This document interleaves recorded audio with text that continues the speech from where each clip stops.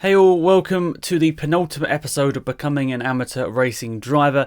In this episode we're going to highlight what you can be doing before your first motor race, what can you do in preparation for it, and maybe get that little advantage that can help you come race day and hopefully make sure you enjoy the experience. Now, it's not as simple as just going and doing some testing, but let's start on that point, because testing is definitely a very valuable resource you can sort of learn from before your first motor race. Now, for me personally, I went and did quite a few test days before my first race, or at least in the BMW I was intending to do my first race in.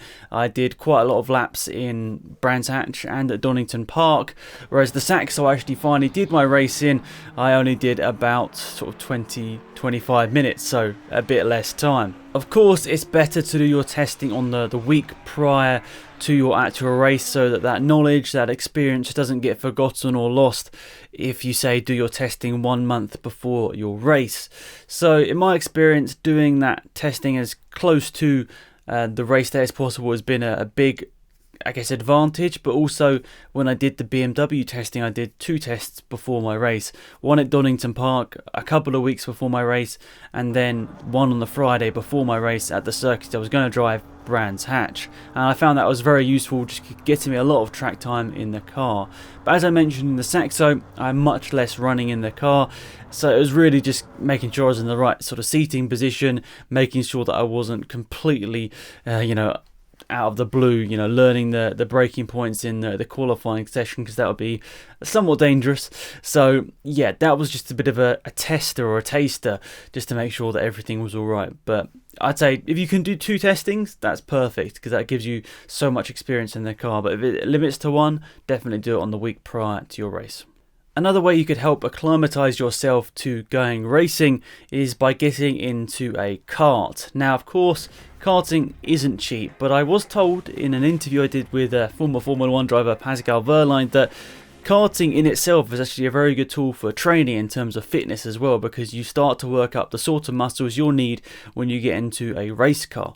Now, it's an interesting thought. Of course, it's quite an expensive way to get fit, but if you can get into a car as much as possible for your first motor race, it is very valuable. Now, I did quite a lot of rental karting, have done quite a lot of rental karting since I was about 10 or 11, and of course it's a very different experience between that and actually doing proper go-karting, but you start to get a couple of ideas about what to understand and how to adapt to the track once you get out in your race car. So there are some similarities here. Of course, go-karting isn't cheap, so if you're like myself, you've got to choose your days karting sparingly, because of course it can get quite expensive. Now, a lot of the tracks around the UK you're going to be spending at least £50 to get out there and get any sort of meaningful running, because the first 15-20 minutes of any sort of karting session in a track you've never driven before is all about learning the track, and then finally maybe in the last 5 minutes you can finally start pushing because you feel like you've learnt everything. But there will be a learning period. I mean, I only did Buckmore Park for the first time a couple of months ago. I was further off the pace than of course I'd have liked, but I have to realise that the guys I was probably driving against are probably guys that have been there quite a lot, whereas this is my first time and I was trying to learn everything at the same point. So yeah, there'll still be a learning period, but definitely just get out there and go into a go-kart and just learn as much as you can, because there are some parallels that you can take to when you get out there in a car. Now, I've got to be perfectly honest here. Whilst karting is obviously fantastic, I've heard that a lot of people say, even Formula 1 drivers say, that karting is very different to car racing. So even though there are parallels, of course there are, just because you're good in go-karting doesn't mean you're going to be any good in car racing. So something I found very useful before my first race was actually getting on a game, specifically iRacing, to do a bit of testing before my first test session. So luckily for me, there was a car that was a little bit similar to the one I was going to be driving. I was going to be driving a BMW 3 Series, so rear-wheel drive, and the MX-5 in R Factor was quite similarly powered. Of course, the MX-5 is lighter, got a smaller engine, but in terms of lap time over a lap, it's pretty similar to the BMW I was driving, so it was quite comparable, and that was quite helpful for me to understand braking points, turning points, and how the car would react to certain situations. And I'm not going to lie, I think iRacing was so helpful in those first couple of laps, just that I wasn't jumping into the car for the first time completely unknown.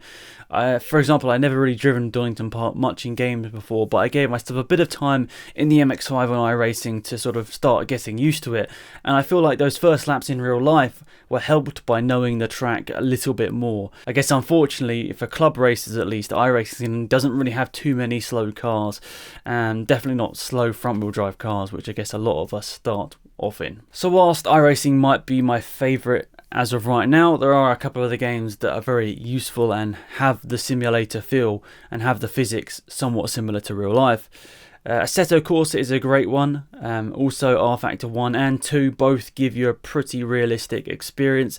Even if the graphics in R-Factor especially aren't particularly stunning, the actual physics on R-Factor are pretty impressive. And I think the thing is with R-Factor especially, once again, is there's quite a big modding community for that game, which means that people are making cars continually and tracks as well and adding them into the game. So whilst in iRacing you're set to a certain car on a certain track, basically you don't have much choice. R-Factor, people are constantly adding stuff, and you might be able to stumble across the exact car you'll be driving as well as the exact track, especially if they're a little bit more niche. So you don't need to take yourself too seriously if you just want to understand the corners and sort of vague braking points. You could get out there on a controller and play games like Forza, Project Cars, and maybe even Grid Autosport, just to understand how the track goes. Because if you're going to a track you've never driven before, it gives you a bit of an idea about, oh, it's a left, then it's a right, then it's a sharp left. So it gives you those sort of things, those sort of clues that make the first couple of laps a little bit easier once you finally get out there on the race circuit.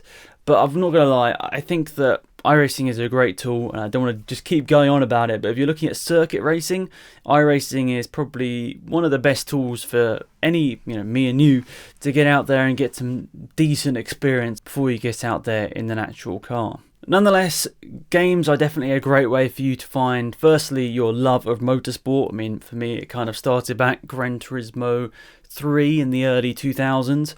That's what kind of got me into racing games, which furthered my love for motorsport. And I think it's quite interesting to see there's a generation maybe of people that think that gaming is sad and a waste of time, but it's interesting to see people like esports champions and also the world's fastest gamer James Baldwin transferring those skills learned in games over to real life and being successful straight away. I'll just use James as an example because he won the world's fastest gamer competition, and then I think a few weeks later he was racing a Citroen C1 at Brands Hatch, and I think he finished like 5th or 6th in class on his first ever race in that car, to my knowledge at least, which is really impressive considering it was a field of like 45 cars, and to be up there straight away with his teammate was absolutely incredible. So it does go to show, if you're quick in a game, if you're that quick at least, you can transfer over those skills quite quickly, where maybe myself, I've got a bit of a way to go on both the gaming and real life speed approach. So something I don't think a lot of people utilise before their first motor race, including myself actually, is the content produced on YouTube. Now, we're not speaking about so much videos like this because these are I'm trying to speak about just a vague sort of event of going racing for the first time. I'm speaking more about individual circuit guides and onboard laps. So we'll use the onboard laps as a first example. There are so many people out there that have a GoPro or action camera and just record their race and upload that. No commentary, no analysis whatsoever, just the race from their perspective. But that is very valuable in itself, especially if you're going to be driving that car around that track. It really does help you understand how the car is going to react in certain situations. So I wish I'd utilised this a little bit more before my race, especially in the BMW, because there's a wealth of content out there. I know certain channels really sort of dedicate themselves to allowing you to understand what happens and how to control understeer, oversteer. If there's a wet patch on the track, how do you deal with that? There are certain channels out there that are great at explaining that as well. But in terms of onboard videos, you can learn quite a bit by just watching someone drive around and see where they're touching the brakes, especially if they've got a pedal cam. that's really cool as well, just to understand how they're using the brakes and how they're manipulating the car to get around the corners as quickly as possible. This hopefully allows you to understand where the limits are, because a lot of the times in races, or at least maybe a couple of people in races, they overstep the mark a little bit and make a little mistake, whether it just be a little sideways moment or end up in the gravel. And hopefully by watching the YouTube video you'll understand how that happened. Was that oil on the track and not their fault at all, or was it them just braking too late? Was it them steering too aggressively? And I kind of wish I'd learned a little bit more about this before in my first motor race. I think a lot was going through my head with the university documentary being filmed, and maybe I didn't utilise the sort of amazing content that's out on there on YouTube, because I probably could have been a little bit more prepared in that regard. And I still realise I've got so much to learn in terms of being an amateur racing driver. I realise I've done one race, and I realise I've had very little experience in this whole sport, so I'm hopefully going to learn quite a bit over 2020. But nonetheless, I think that YouTube content is a great way for everyone to just learn a little bit for free. Finally, I want to speak about fitness. Do you need to be fit to be an amateur racing driver?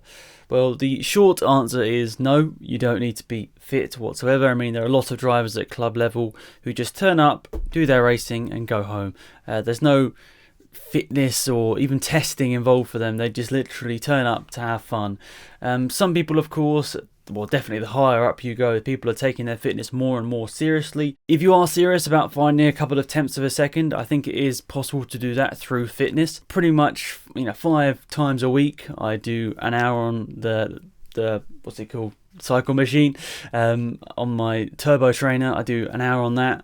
I try and do a couple of kilometers run each day as well, and I'm going to try and get back into doing weights as well, because I think the cycling and the running helps you out in terms of your endurance over a race distance. It makes sure that your body isn't sort of just physically exhausted, and hopefully a bit of training on the weights could hopefully help you with your arms, because obviously they're the bit that's doing quite a lot of work. I mean, it's steering quite a lot of times every single minute, so of course that's the bit that's going to be possibly worn out quite quickly. So a bit of work and a bit of attention to that could help you out quite significantly. But it's got to be said, you need to go to a personal trainer and see for yourself what's going to be needed for you. I think possibly fitness is more important if you're doing endurance races as well, because if you're doing a sprint race, I don't know how much difference it's going to make. Say you're doing a 13 to 15 minute race, I'm not sure how much difference it will make, except from the actual physical weight of the person, because of course most classes are, you've got to be this weight and your car's got to have this much power, but of course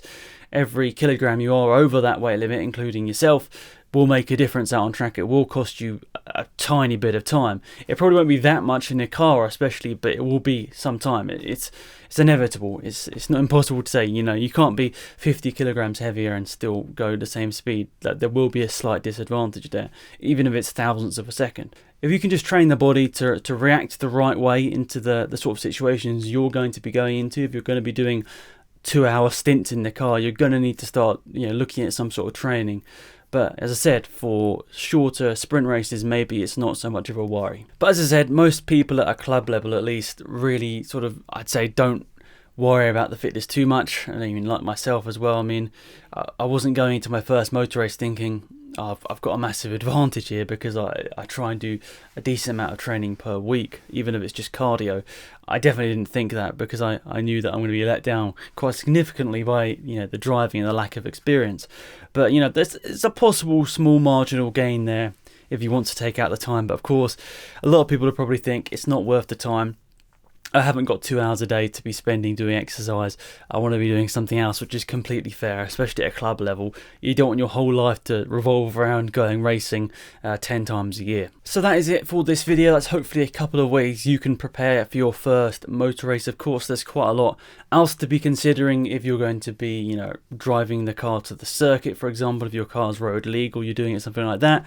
Many other things to start considering, but this was mainly sort of thinking about what you can do as a person to learn about the upcoming situations you might be experiencing once out on track. And hopefully, there's 4 or 5 ideas there that hopefully allows you to possibly be in a better position than you are right now before starting. So yeah, thank you for watching this one. This was the penultimate episode in the series. The next one will be the last one, as I said. That's kind of what a penultimate one is, really, the one before the last. But that's going to be obviously focusing on the race itself. So what could you be experiencing, who you're going to have to be speaking to at the race events, and what are the final bits of advice I can give, if any. What advice can I give before you start your first motor race? But nonetheless, that's it for this video. Thank you so much for watching. Of course, the last episode will be around the corner in a couple of days' time. So yeah, hopefully you've enjoyed this festive season, and I look forward to seeing you on the channel very soon for that last episode. Thank you for watching. It's been Alex and Mad here. Goodbye.